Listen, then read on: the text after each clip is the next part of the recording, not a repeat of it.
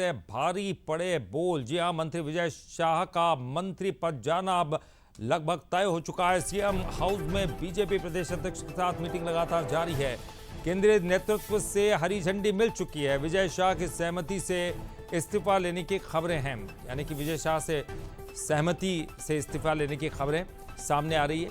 एक बड़े कद्दावर नेता हैं, आदिवासी जनजातीय समुदाय के वो बड़े कद्दावर नेता हैं, तो ऐसे में उनकी सहमति से उनका इस्तीफा ले जाने की संभावना ज़्यादा है और यही खबरें सामने आ रही। मंत्री विजय शाह पर एफआईआर दर्ज कर ली गई है। मऊ के मानपुर थाने में एफआईआर दर्ज की। हाईकोर्ट ने एफआईआर के आदेश दिए थे। सोफिया कुरैशी पर विवादित टिप्पणी कर दी थी। हाईकोर्ट ने मामले पर स्वतः संज्ञान लिया। पार्टी से भी निकाले जा सकते हैं विजय शाह, ये भी बड़ा सवाल है। तो देखिए, क्या उनकी कुर्सी जाना तय या पार्टी से भी निकाले जा सकते हैं?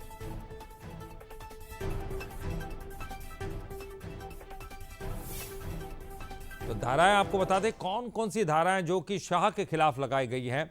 धारा 152 लगाई गई है, जिसमें भारत की संप्रभुता, एकता और अखंडता को खतरे में डालना। इस धारा के तहत 196(1)(b और 197(1) धर्म, जाति, जन्मस्थान, निवास, भाषा या फिर जाति के आधार पर वैमनस्य फैलाने वाली धारा उनके खिलाफ लगाई गई है।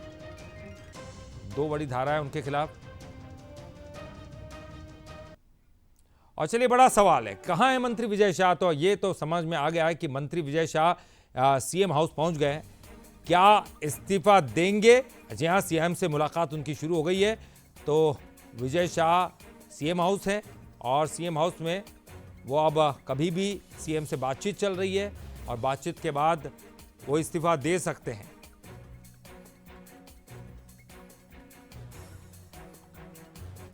और चलिए, इस पर ज्यादा जानकारी के लिए बात करेंगे। हमारे साथ हमारे एग्जीक्यूटिव एडिटर मनोज सैनी जी जुड़ गए हैं। मनोज जी, बहुत कद्दावर नेता, 8 बार के विधायक और जनजातीय मंत्री, जनजातीय विभाग में एक बड़े कद्दावर नेता माने जाते हैं।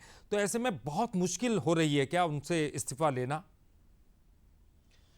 देखिए, भारतीय जनता पार्टी में कुछ भी मुश्किल नहीं होता है। अनुशासन सबसे बड़ा, अनुशासन का जो डंडा है भारतीय जनता पार्टी के भीतर, वो चलता ही है। हमने बड़े बड़े नेताओं को देखा है। विजय शाह की बात छोड़ दीजिए, उससे पहले कई ऐसे नेता है जिनको कहां से कहां जाते आते देखा है। तो बीजेपी में मुखालफत नहीं होती है। बीजेपी में वही होता है जो आपको कहा जाता है वो करना होगा।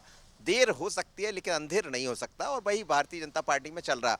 लेकिन ये बात सच है कि विजय शाह एक जनजाति वर्ग से आते हैं, बड़े नेता है, कद्दावर लीडर है, और उस वर्ग के कारण कई सीटें जो आसपास की है वो भी प्रभावित करते हैं। तो चिंता तो होती है इस बात को लेकर, क्योंकि जनजाति को लेकर तो वैसे भी ऑलरेडी सरकार बहुत तरह के काम करती रही है। लेकिन ऐसे में उनका जब बयान सामने आया बड़े कद्दावर होने के बावजूद, तो उसने मुश्किल भी बढ़ाई है बीजेपी की, और इसीलिए त्यागपत्र तो उनको देना ही पड़ेगा, इस्तीफा उनको देना ही पड़ेगा, उसमें जितनी भी देरी हो जाए।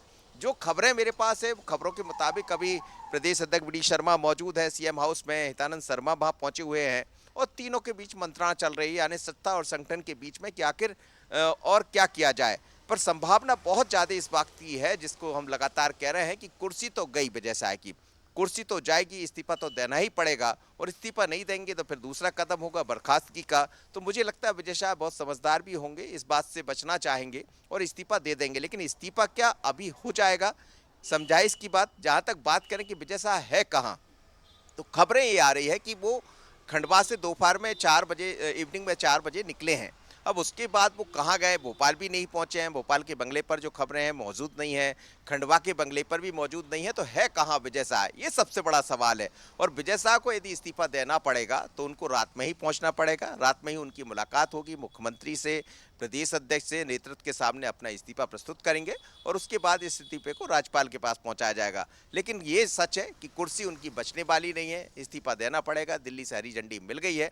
बड़ा सवाल यही कि अभी विजय शाह कहाँ है, पर नेतृत्व अभी इस समय सीएम हाउस में बैठा है, और इस बात को लेकर चर्चा चल रही कि इस्तीफा दें या फिर बर्खास्त करें।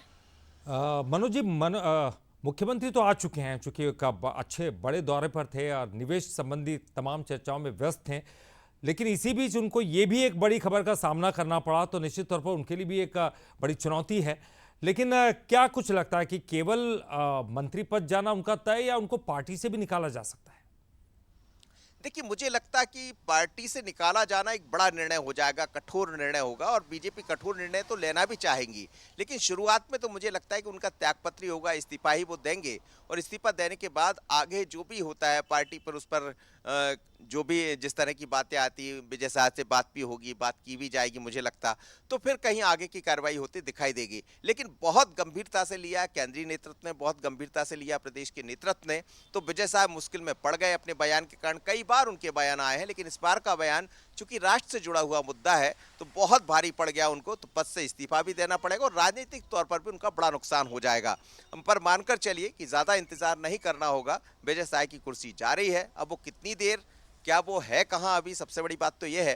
कहा तो ये भी जा रहा है कि रात में ही उनको बुलाया जा सकता है और रात में ही उनसे इस्तीफा ले लिया जाएगा। अच्छा, एक सवाल और है, आपने कई बार उनसे बातचीत की है और आप जानते कि किस तरह का उनका व्यवहार रहा है। पहले भी वो इस तरह के तल्ख बयानों के वजह से फंसते रहे हैं, लेकिन वो कई बार ऐसे अटपटे बयान दे देते हैं, कई बार बोल जाते हैं। लेकिन वो इस बार कह रहे हैं कि भाषण में उनके मुंह से निकल गया और उसके लिए उन्होंने माफ़ी भी मांगी है। तो इस बारे में क्या कुछ आपको लग रहा है? देखिए, माफी एक बार नहीं, माफी तो बार बार उन्होंने मांग ली। अभी थोड़ी देर पहले उनका एक नया वीडियो भी आया था, फिर वो माफी मांगते नजर आए।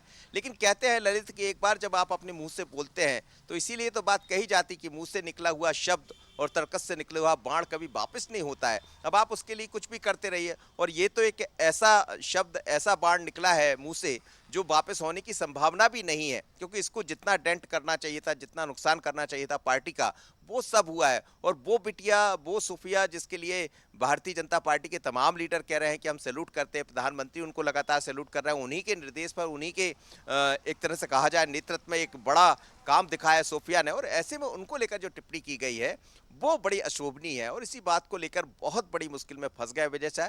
भले वो 8 बार के विधायक है, 5 बार के मंत्री है, पर इस बार फिर उनका मंत्री पद जा रहा है और जाना तय है। अब कब, तो इसका हमें भी इंतजार है और दर्शकों को भी इंतजार होगा। आपने सही कहा मनोज जी, क्योंकि राजनीति में कम से कम ये तो देखा ही जाता है कि क्या बोलना है, भले ही आपको ना पता हो, लेकिन क्या नहीं बोलना है ये मालूम होना बहुत ज़रूरी है। और कई बार ऐसे बयान दे देते हैं जो कि सार्वजनिक जीवन में नहीं दिए जाने चाहिए, लेकिन दे देते हैं।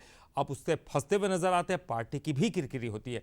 बहुत बहुत शुक्रिया, आप तमाम चीज़ों पर नज़र बनाए रखिए, आपसे संपर्क करते रहेंगे। बहुत बहुत शुक्रिया आपका इस पूरी जानकारी के लिए। लेकिन चलिए आपको बताते चले कि आखिर कब क्या हुआ। ये लगातार जो ये तमाम बातें सामने आई, मंत्री विजय शाह ने मऊ में विवादित बयान दिया था और यहीं से पूरा प्रकरण शुरू हुआ। चूँकि ये बयान सामने आया तो चर्चाएं भी होने लगी इस बयान पर। कर्नल सोफिया का बिना नाम लिए उन्होंने एक विवादित टिप्पणी कर दी। ये विवादित टिप्पणी नागवार गुजरने वाली थी, ये विवादित टिप्पणी अमर्यादित थी। बीजेपी कार्यालय ने मंत्री को तलब किया, क्योंकि ये मामला बड़ा ऐसा मामला था जो सुर्खियों में आना ही था, इसकी आलोचना होनी थी। तो वीडी शर्मा ने भी नाराजगी जाहिर की, सीएम ने खुद उनसे बातचीत की, तो संगठन नाराज था उन पर, यह नाराजगी उन पर जाहिर भी की गई। वीडी शर्मा ने खुद नाराजगी जाहिर की। तो उधर जेपी नड्डा ने भी मामले पर एमपी संगठन से रिपोर्ट मांगी। देश सोफिया कुरैशी के साथ खड़ा हुआ है। और अब बात बताते हैं आपको शाह की सियासत के बारे में।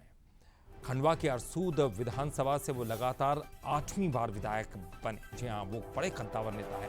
मोहन यादव सरकार में जनजातीय कार्य मंत्री हैं। निमाड़ बीजेपी का बड़ा आदिवासी चेहरा वो माने जाते हैं। निमाड़ बीजेपी का एक बड़ा कद्दावर आदिवासी चेहरा है।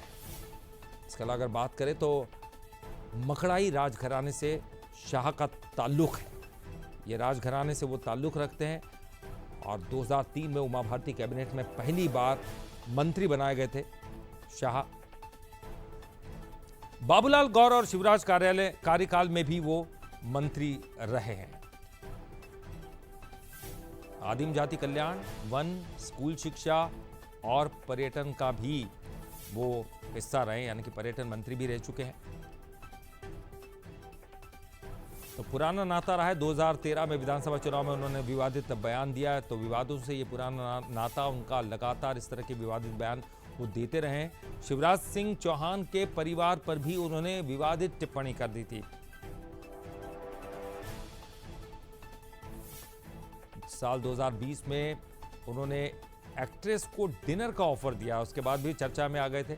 विद्या बालन एक्ट्रेस को उन्होंने डिनर का ऑफर दे दिया और विद्या बालन के मना करने पर उनकी शूटिंग, जो कि बालाघाट में चल रही थी, रुकवा दी।